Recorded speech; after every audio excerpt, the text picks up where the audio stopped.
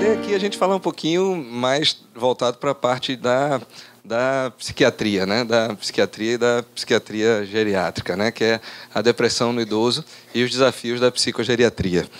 O Brasil está ficando grisalho, né? A gente, em 2020, o Brasil será o 6º país no mundo em número de idosos, com uma população estimada em torno de 30 milhões de velhos, né? E com uma inclusão, né, no mercado de 650 mil idosos por ano. Então, assim, a pirâmide está invertendo, né? A gente tinha aquela pirâmide que era assim, né, há alguns anos atrás, e a pirâmide está invertendo sua base, né, aumentando os idosos. E eu não me lembro muito bem, mas em algum tempo a gente vai ter, ou seja, mais idosos do que adolescentes e crianças. Então, isso é um desafio em pouco tempo. Aqui, mais ou menos o que o Adriano tinha colocado aqui também, né?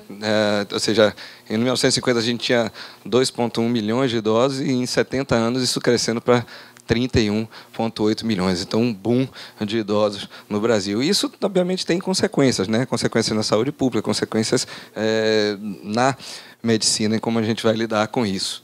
O envelhecimento populacional, ele, do lado da psiquiatria, ele leva a um aumento dos transtornos mentais relacionados ao modo direto com o processo de envelhecimento cerebral. Então, trazem doenças próprias da idade, como as demências, como as psicoses tardias, depressões, enfim, que estão relacionadas com o próprio envelhecimento, né? O aumento de transtornos psiquiátricos relacionados indiretamente com o processo de envelhecimento geral dos sistemas orgânicos, porque o idoso ele vai adoecendo, doenças vão aparecendo, e isso gera também problemas mentais. Você trabalha aquela coisa da funcionalidade, né? O idoso ele vai perdendo função, ele vai perdendo status, e isso leva, né, o idoso muitas vezes a deprimir. O aumento da sobrevida de doentes mentais, ou seja, aqueles doentes mentais que eram jovens envelhecem. Porque, ou seja, com a melhora da psicofarmacologia, melhora da qualidade de tratamento, então aquele esquizofrênico que era jovem há 40 anos atrás, hoje em dia ele já está velho, ele já está idoso, né? E isso eles se chegam, né, na população, aumentando, né, o número de pacientes com problemas mentais relacionados à terceira idade. Mas, assim, nem tudo é problema, né? A gente não pode pensar que, assim, então você está dizendo que envelhecer é problema, né? Assim, envelhecer é depressão, envelhecer não, a gente pode envelhecer bem, né? A gente tem toda a possibilidade de envelhecer bem e envelhecer com estilo, né? Só que a gente precisa, naturalmente, se precaver, né, cuidar da nossa saúde para que a gente possa evitar determinadas doenças, mas é possível envelhecer bem. Falando da depressão, né, que, assim, a depressão ela não é uma entidade mórbida única, tá? Ela, e muito menos simples, assim, não aquela história de que não, deprimido é porque aquela coisa da serotonina, né? Baixa a serotonina, então a depressão é isso. Não, mas não é. A depressão, você tem diversas hipóteses, né? Você tem a hipótese monoaminética, que você mexe com a depressão, você mexe com a serotonina, com a noradrenalina, com a dopamina, você tem alteração do eixo hipotálamo, hipófise adrenal, você tem fatores inflamatórios, existem pesquisas rolando para tratamento de depressão com uso de anti-inflamatório, né? Então, você tem vários fatores, o fator de crescimento cerebral, você tem uma diminuição, levando à atrofia cerebral, né, diminuição de hipocampos, que é uma área relacionada à memória. Então, que geralmente nas demências também acontece, porém, na depressão elas tendem a ser reversíveis. É só que, quando não tratados adequadamente, aí você pode ser um início, né, de um quadro de demência que, às vezes, confunde com a depressão, que a gente vai falar um pouco mais na frente. Né? Quando associado ao envelhecimento, a depressão ela ganha contornos ainda mais complicados, podendo assumir disfarces clínicos múltiplos, escondendo as raízes de suas manifestações. Ela pode se originar de transtornos como o bipolar, né? A ansiedade. É muito comum a depressão no idoso estar associada à ansiedade. Mais de 50% dos quadros depressivos do idoso são associados à ansiedade, né? Então, ou seja, pode estar associado a traços de temperamentos, reações de mal adaptação ao envelhecimento, a perdas, a luto. Então, tem vários fatores que levam a uma complicação da depressão no idoso. Isso aqui é um quadro que eu acho que chama-se A Ideia Negra, que eu acho que ele mostra bem assim o sentimento, né? Ele ilustra o sentimento da pessoa com depressão. E eu me lembro aqui todo mundo conhece Ricardo Boechat, né? Ricardo Boechat, que é o apresentador da Band, que faleceu, e ele teve um quadro depressivo. E ele sempre se disse, né, que era ateu, né, que ele não acreditava em Deus, etc, etc. E disse que depois da depressão ele continuava ateu, mas ele passou a acreditar no inferno, né, que a depressão era, né, como se ele tivesse um inferno. Então ele passou a acreditar no inferno depois de ter um quadro depressivo. E, assim, a depressão ela tem critérios diagnósticos, assim, ela tem características próprias dela, porque é um diagnóstico, digamos, sindrômicos, né? É um conjunto de sinais e sintomas que, com uma associação temporal e com determinadas características, levam a gente ao diagnóstico. Então, no diagnóstico da depressão, a gente leva em conta os sintomas psíquicos, que é o humor deprimido, anedonia, falta de capacidade de sentir prazer, né? Esse paciente tem pensamentos negativos, sentimentos de culpa, né? Pensamentos, né, suicidas. O que leva a gente a pensar também, tem suicídio é uma coisa muito importante, assim, uma coisa muito importante para a gente sempre levar em conta quando a gente pensar em depressão, porque tem uma regra que é chamada regra dos 7, que 1 em cada 7 pacientes com depressão se suicidam. 70% dos pacientes que se suicidam têm um transtorno depressivo. 70% dos pacientes que se suicidam procuram o seu clínico geral até 6 semanas antes de se suicidarem. E a depressão é a 7ª principal causa de morte nos Estados Unidos. Então, é uma coisa assim que a gente tem que sempre levar a sério, tem sempre que perguntar, né, sobre depressão no paciente, porque a gente chega assim, vou perguntar sobre depressão, ai meu Deus do céu, que coisa, né, não posso ser tão invasivo. Deve ser, porque quando você pergunta e o paciente ele tem esse pensamento, ele se sente aliviado, ele tem com quem conversar, tem com quem discutir. Sintomas fisiológicos, né? O paciente perde o apetite, esse paciente ele fica com insônia, ele perde o interesse sexual, né? Diferente da tristeza, né? Porque a gente triste continua querendo sexo, né? Então você está triste, vou dar uma mãozinha ali para poder melhorar a tristeza. Mas o deprimido, ele não tem desejo. Você pode oferecer o que for, o cardápio, que ele não vai. Ele não tem interesse. Mas já o triste vai. Eu estou triste hoje, até uma desculpazinha assim, tal, para tentar convencer, tal, né? E evidências comportamentais, né? O paciente ele se isola, ele se descuida, ele emagrece, ele tem crise de choro, enfim. Então são várias características que a depressão tem. E aqui, assim, na verdade, é um resuminho, né? Então, você tem as dimensões do sistema, dos sintomas do episódio depressivo maior, onde um dos 2 sintomas é obrigatório, né? Na depressão no adulto, né? Que é o humor deprimido ou apatia, perda de interesse ou anedonia, que a gente chama de falta de capacidade de sentir prazer, associada a esses outros sintomas que juntos formam a síndrome, e aí a gente chega ao diagnóstico. Mas a gente se pergunta, e no idoso? Né? Muda alguma coisa? Alguém acha que muda alguma coisa? Ninguém tem... O que é que alguém acha que muda assim, no idoso? Ninguém? Ninguém? Então, vamos lá. Né? Assim, primeiro a gente tem que pensar nas especificidades do idoso. Né? O idoso ele tem uma fisiopatologia própria. O metabolismo dele é mais lento, ele tem menos água no organismo, tem mais taxa de gordura, então ele pode desidratar mais rápido, ele é mais suscetível a determinadas estresses ambientais do que o adulto jovem.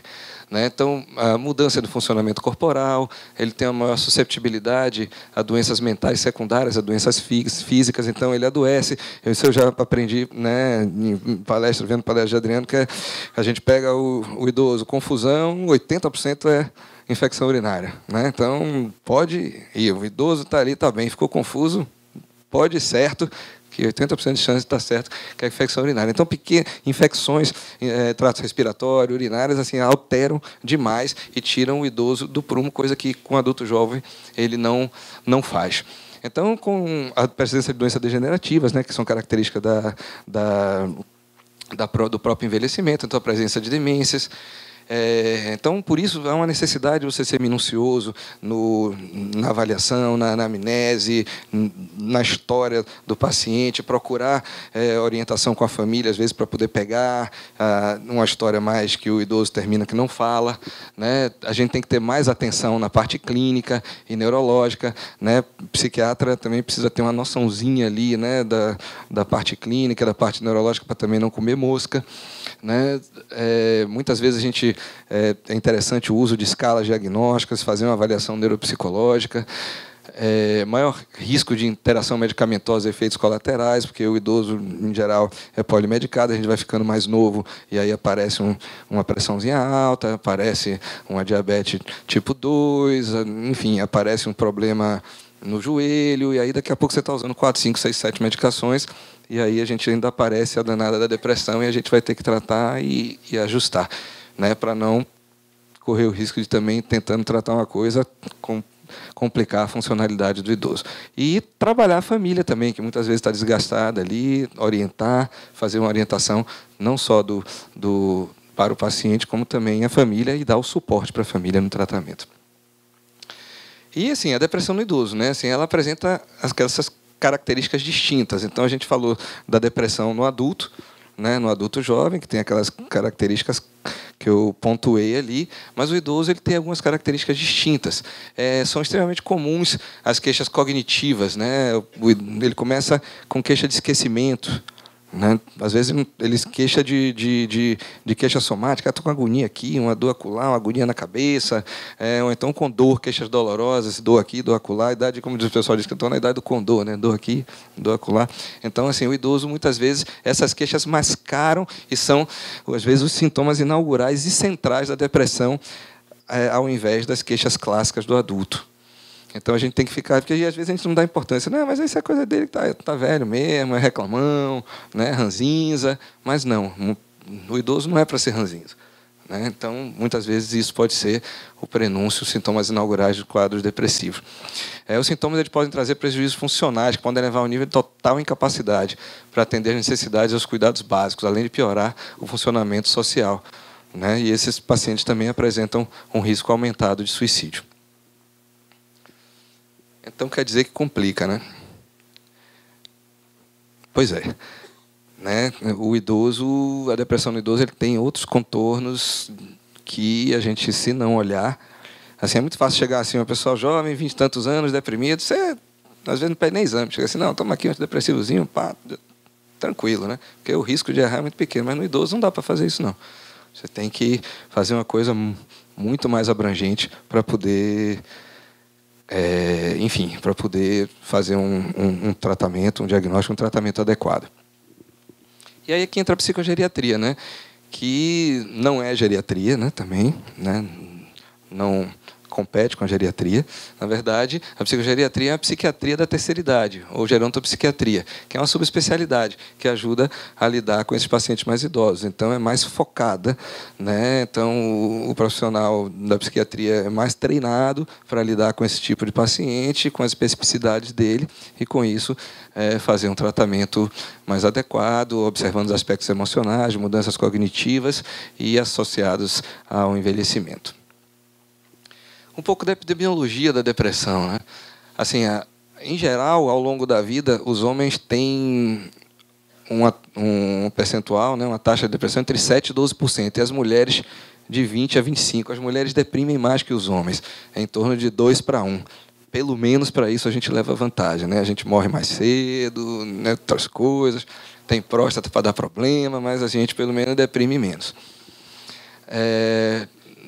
Um estudo aqui no Brasil mostrando que ao longo de 12 meses uma taxa de a prevalência entre 4% e 10% no Brasil. Agora, dados norte-americanos, que são geralmente mais consistentes, né, eles trabalham com assim, uma prevalência em torno de 5%, mas entre 8% e 16% apresentam sintomas clinicamente significativos. Apresentam sintomas depressivos, mas não necessariamente a depressão completa.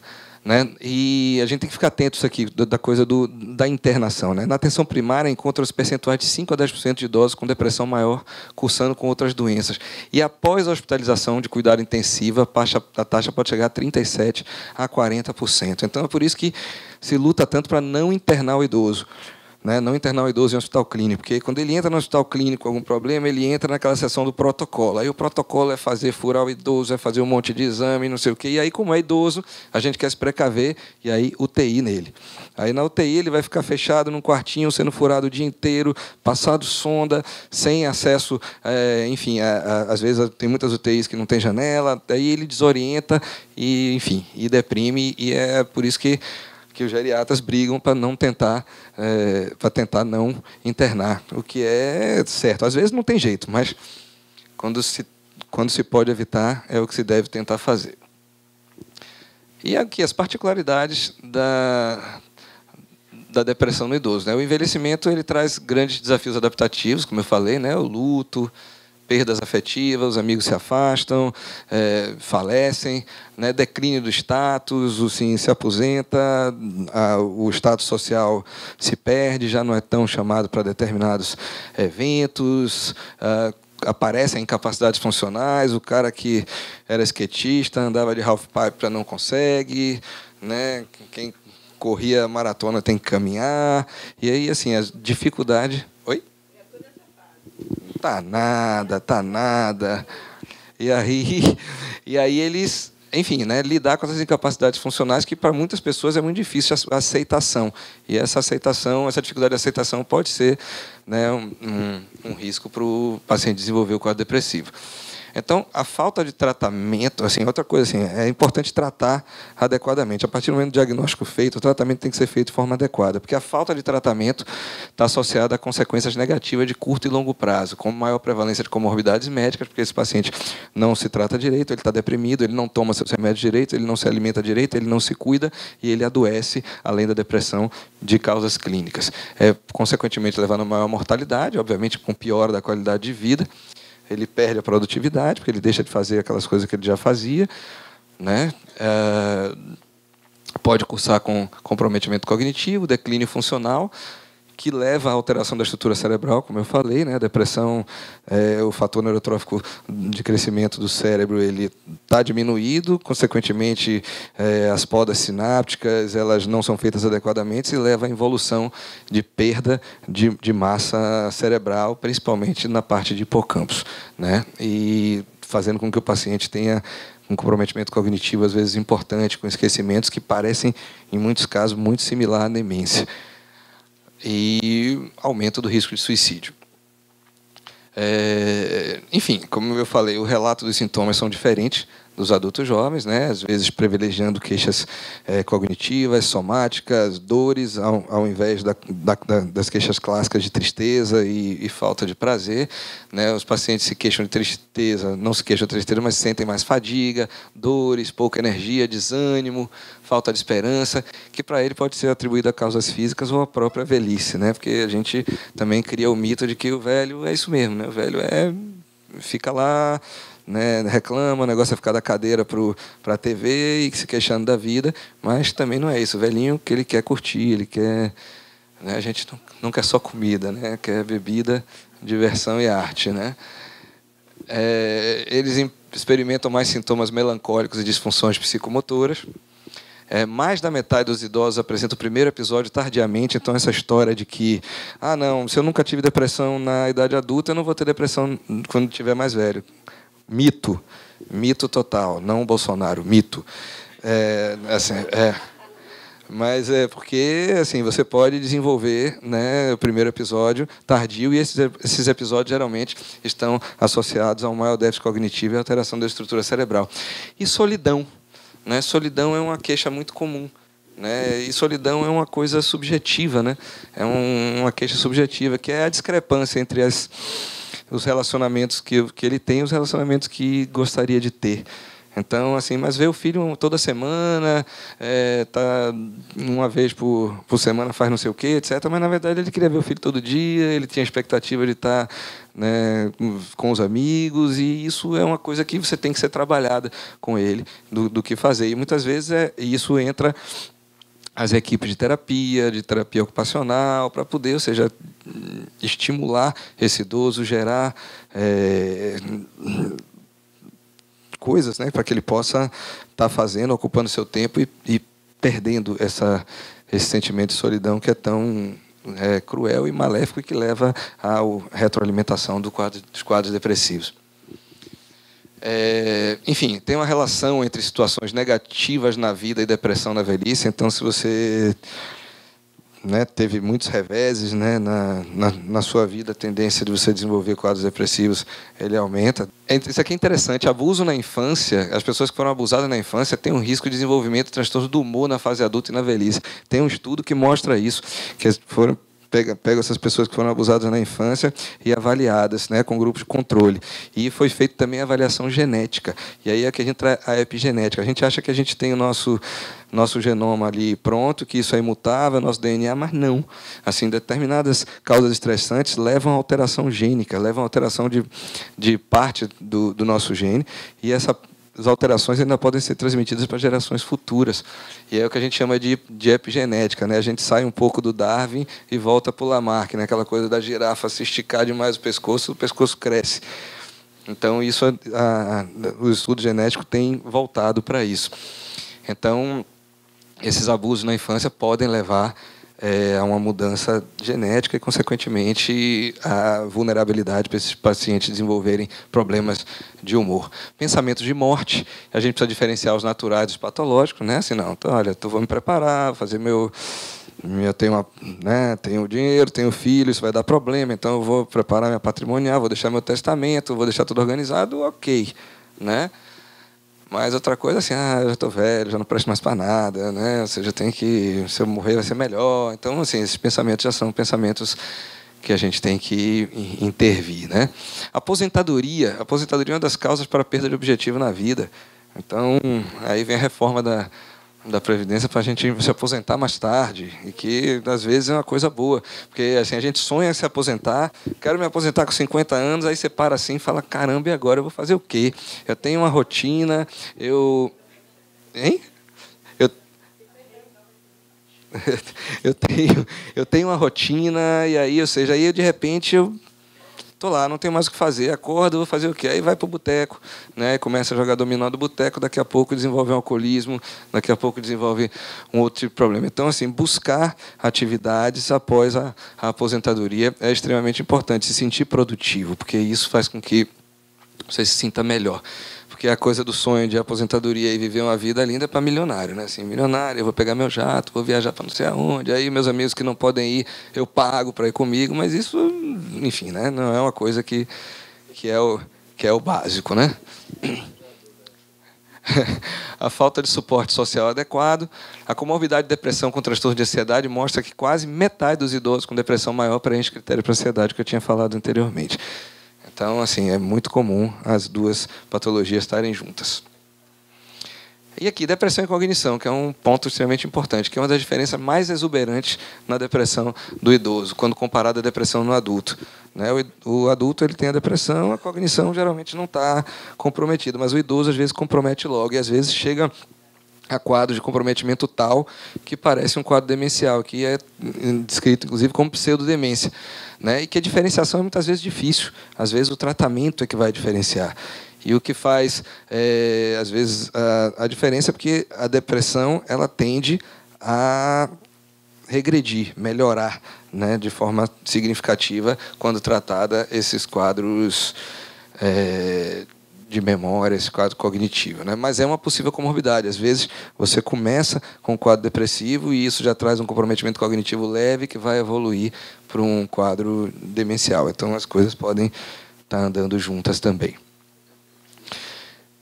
Por que é importante ir para o médico, né? Assim, aquela coisa, puxar a sardinha aqui para o médico, mas assim, às vezes você começa a se sentir mal, você vai para tudo, né? Você vai para o curandeiro, você vai para a igreja, você vai para o psicólogo, mas para o psiquiatra, rapaz, ir para o psiquiatra tem que estar doido, né? Assim, então é a última possibilidade, assim, não vou no psiquiatra de jeito nenhum. Aí, assim, porque você, assim, existem várias doenças clínicas que podem levar à depressão e que, às vezes, o tratamento desses sintomas depressivos está no tratamento da doença clínica. Então, não necessariamente você tem que dar dano antidepressivo, etc. Você tem que fazer uma bateria de exames, fazer uma avaliação, afastar essas comorbidades clínicas, porque muitas vezes você está com anemia, né? Uma anemia que começou ali e se instituiu de uma forma mais rápida, e isso faz com que você tenha uma queda, uma fadiga aumentada, etc. E, às vezes, você está deprimido, você está com anemia, né? E isso diversas outras doenças. Tá certo? Então, por isso que é importante sempre passar pelo médico. Pode ser o geriatra, né? O geriatra já resolve isso aí. E aí, se complica muito a depressão, aí a gente faz a parceria, né? E aí, assim que vai, né? Outra coisa, medicamento e depressão, né? Então, geralmente você é polimedicado e tem medicações que também pioram quadros depressivos. Então, às vezes, analgésicos, anti-inflamatórios, antibióticos, antipertensivos, antineoplásicos, corticoides, todas as medicações podem também levar a sintomas depressivos e a desencadear o quadro depressivo. Uma coisa que geralmente é pouco estimado é o impacto da depressão em termos de sofrimento pessoal e como responsabilidade econômica, né? A depressão ela é a primeira causa de incapacitação em todas as doenças médicas, segundo a OMS. Né? Isso não é pouca coisa.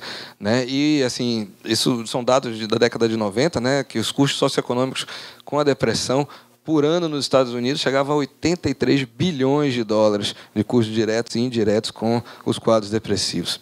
Né? Isso custa para as pessoas, para os seguros de saúde, enfim, para o Estado, né? Um custo bastante expressivo. Né? E como é que a gente trata, né, a depressão? Né? Tem várias formas de tratamento. Né? A gente vai tratar a gente vai afastar as outras causas, a gente vai ver que ele não tem nenhuma doença clínica, a gente vai, né, ver se nenhuma medicação está atrapalhando, a partir daí limpou, é depressão mesmo, aí a gente vai... A primeira linha, geralmente, são os fármacos antidepressivos. Né? Às vezes, o paciente ele tem uma sensibilidade grande à medicação, ou então são refratários ao tratamento. Você tem tratamentos não medicamentosos, como o de neuroestimulação. Hoje em dia se usa bastante a estimulação magnética transcraniana. A eletroconvulsoterapia se usa bastante. Né? A gente fala, vai dar choque, vai. Né? E o choque salva vidas. Né? O Dedê tinha uma aluna que dizia assim, mas é um absurdo dar choque, né? Tortura, é um absurdo. Então, a gente tem que partir da premissa que se dá choque é tortura. Então, se você tiver um infarto, choque não. Né? Se você tiver uma parada cardíaca, choque não, porque é tortura. Né? Aí ela ficou assim, mas por que é diferente? Não é. Ou seja, a eletroconvulsoterapia salva vidas. É porque tem uma fama ruim, porque foi usada de forma inadequada no passado, mas hoje em dia a gente usa direitinho, com as indicações certinhas e salva muitas vidas. A psicoterapia, né, é fundamental como coadjuvante, como suporte na manutenção, a terapia ocupacional, estimulação cognitiva, atividade física, né, são os pilares básicos, né, farmacoterapia, psicoterapia, atividade física. E no idoso, ainda os outros suportes, né, de terapias ocupacional, musicoterapia, enfim, né, arte-terapia, coisas que ajudam bastante na reabilitação desse paciente idoso. E quais são os objetivos de tratamento? O objetivo, óbvio, né, é a eliminação, né, ou diminuição dos sintomas depressivos, né, principalmente a eliminação, ou seja, curar, melhorar.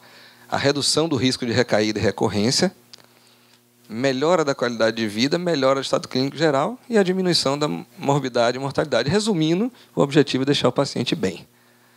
Né? E educar o paciente, não só o paciente como a família. Lembrar que depressão é uma doença médica, não é fraqueza nem defeito de caráter, não é frescura. Né? Ninguém fica deprimido porque quer, nem ninguém sai da depressão porque acordou hoje, me retei, não vou ficar mais deprimido, eu vou me levantar. Não é assim.